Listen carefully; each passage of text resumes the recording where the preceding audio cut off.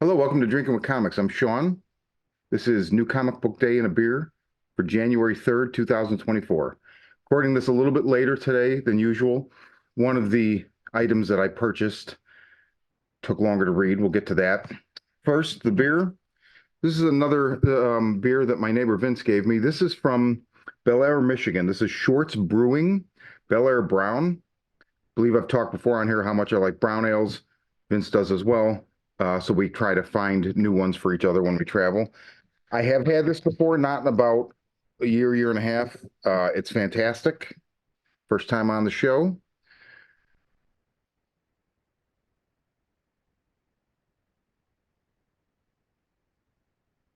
And this is the season for darker beers because it's, I think, about 39 degrees outside, which I'm not really that concerned about. I'll be in sunny Los Angeles in about 48 hours.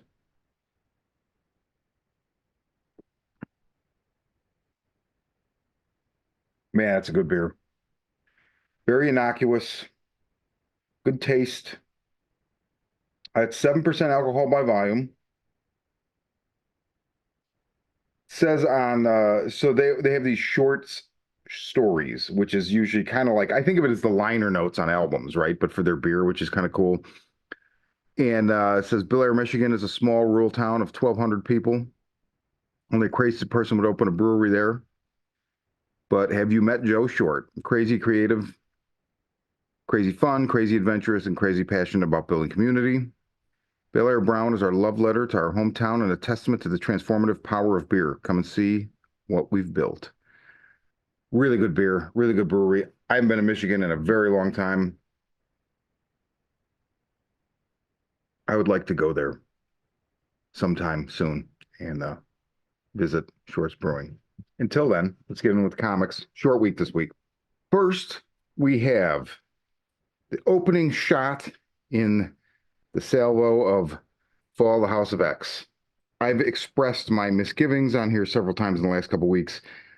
This is written by Jerry Duggan, art by Lucas Wernick, who's the artist on the opening of Immortal X-Men. I forget if he went through the whole series. I think he did.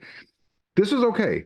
As a first issue into whatever is happening, I mean, we know where we are. Cyclops is going on trial in Paris. It opened with a dream sequence I didn't really care for, but goes in with the X-Men that are trying to save him, goes into a kind of tense moment between him and Dr. Alia Gregor, who blames the mutants for her husband's death. She's an Orcus scientist. There's a weird, like, two-page aside with Charles and Rasputin 4.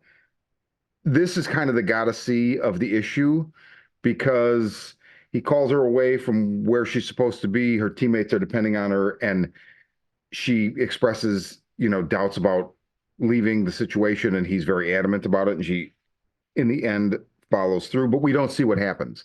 So that's why I say it's the gotta see, because I got to the last page and was like, well, what the hell was that? So next week is the first issue of Rise of the Powers of X. That's in the future, I think 10 years in the future. I'm still wondering how this is all going to balance out. There's a cool little aside about mutant technology and the circuits and the fastball special. There's an interesting scene with Krakoa the Island, and then there's Sentinel fun, and you get Shadowcat running around, and then the last like 2 pages I really liked. The final image was one I won't say anything, but I really liked it. Gave me hope. So yeah, good opening issue for Fall of the House of X or Fall of X, whatever this is. So the book is Fall of the House of X, and I guess we're still in Fall of X, even though we've been in it. I don't know, whatever. Only other thing I picked up as far as floppies, Unnatural Order #2. I talked about this almost, I feel like, as an aside last month. So Chris Saunders and I covered the first issue. He introduced me to this. It was off my radar on the most recent episode of Most Horrible Library. This is by Christopher Yost, Val Rodriguez, Dirbala Kelly. I liked the first issue of this book. It was a little bit, maybe a little bit overwritten. That might have just been my state of mind too. There was a lot going on, a lot of like text to read.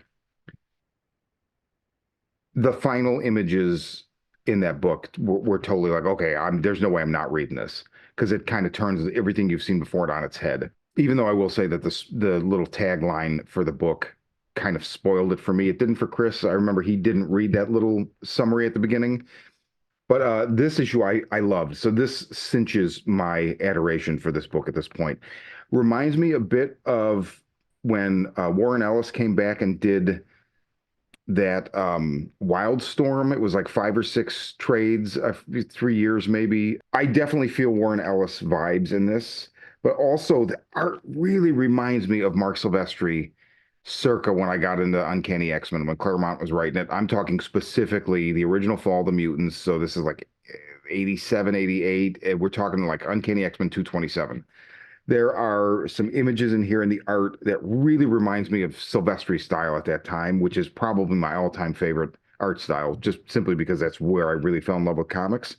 This is a really cool book. There's a lot going on. It kind of jumps between time eras. I don't want to get into the mechanics of why it does that because that's therein is the story and the hook.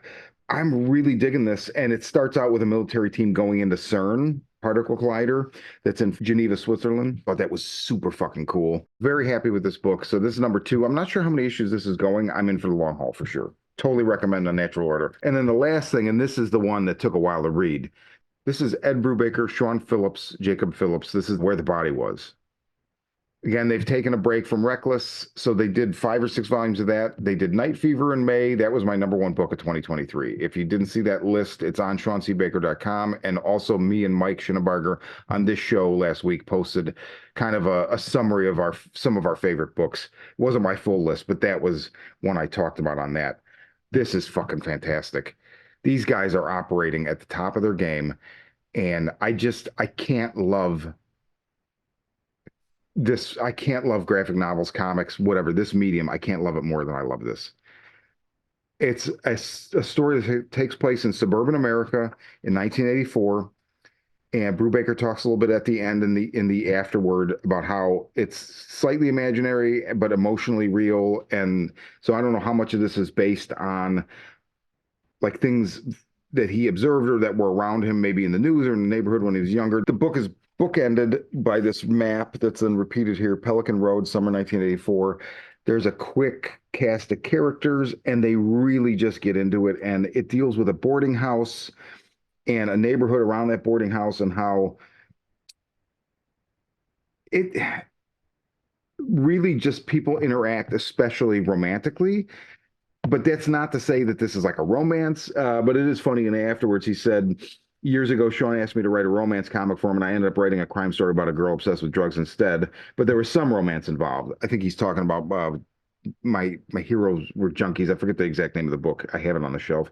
This time I started with a crime story and ended up with a romance comic, sort of one that's been a bit of a microcosm of different aspects of love and romance and how we are when we're caught up in them. And so that's what he does so well. And that I feel like Ed Brubaker, like there's always a misty-eyed reflection on life in his stuff. And you see in Reckless, where Reckless is like, as the books go on, you realize he's telling these stories from an older age, and so there's this nostalgia or this forlorn regret that creeps in, and also this like hindsight understanding, and that is especially present here. All of the characters get a chance to kind of tell you their story. It's really not obtrusive, that mechanism. He does one of the best jobs I've ever seen with jumping from different points of view and then still kind of having an omniscient narrator. I think maybe I have to read it again to really understand the mechanics of how he told the story as far as that goes. But sometimes you get the impression it's a narrator or you're not sure who's telling the story. And then there'll be these panels where you'll see that person at an older age talking about, oh yeah, well, when I was younger, this. And so they're telling the story from this perspective later in life.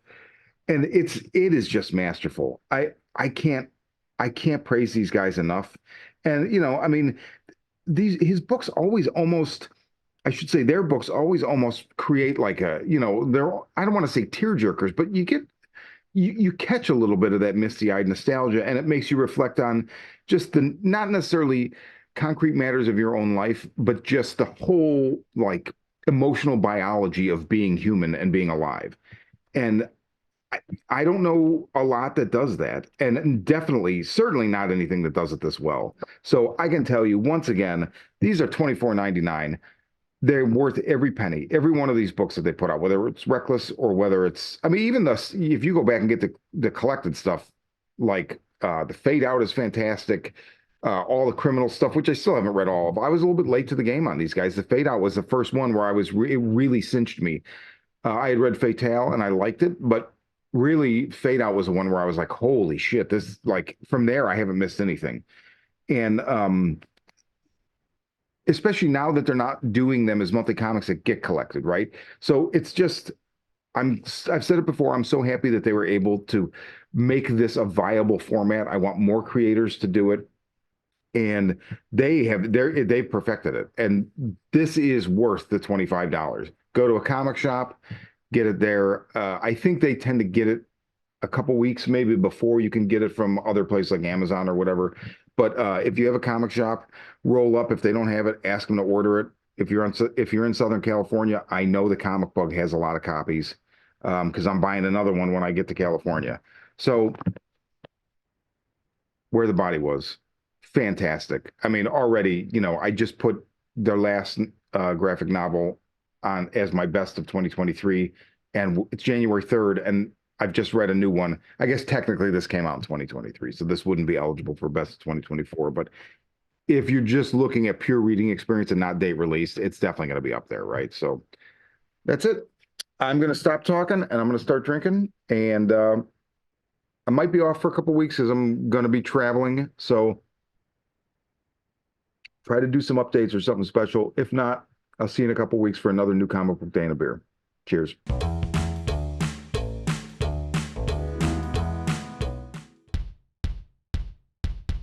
Hi, I'm Sean. Join me and my friends every week for the Horror Vision, where we talk about horror movies.